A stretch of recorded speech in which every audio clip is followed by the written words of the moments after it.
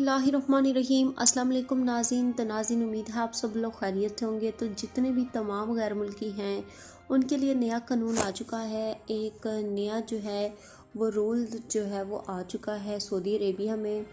तो गैर मुल्की कारकुन के तहफ़्फ़ुज़, उजरत और कानून का आखिरी मरला जो है वो आ गया है। उसके बारे में बात करेंगे। साथ ही आप सबसे रिक्वेस्ट है, वीडियो को लाइक करें, चैनल पर नए हैं सब्सक्राइब करें और दोस्तों के साथ वीडियो को लाजमी से शेयर कीजिएगा।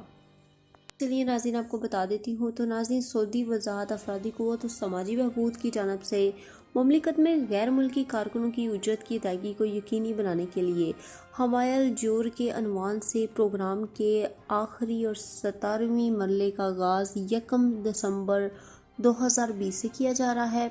वज़ारत अफरादी क़ुव्वत का कहना है कि तहफ़्फ़ुज़ उजरत कानून के आखिरी मरले में ऐसे इदारों का अहाता किया जाएगा जहां कारकुनों की तादाद 1 से 4 तक होगी। वेब न्यूज़ के मुताबिक वज़ारत अफरादी क़ुव्वत की जानिब से 2017 में तहफ़्फ़ुज़ उजरत के कानून की मंजूरी दी गई थी, जिसमें इब्तदाई तौर पर बड़ी कंपनियों और अदारों के कारकुनों की उजरत की अदायगी वक़्त मुकर्रर पर यकीनी बनाने के लिए जमा मंसूबे का ऐलान किया गया था। थी नाज़रीन आज की वीडियो। उम्मीद है आपको वीडियो पसंद आई होगी। अगर आपको आज की वीडियो पसंद आई है तो प्लीज़ वीडियो को लाइक करें, चैनल पर नए हैं सब्सक्राइब करें और दोस्तों के साथ लाजमी वीडियो शेयर कीजिएगा।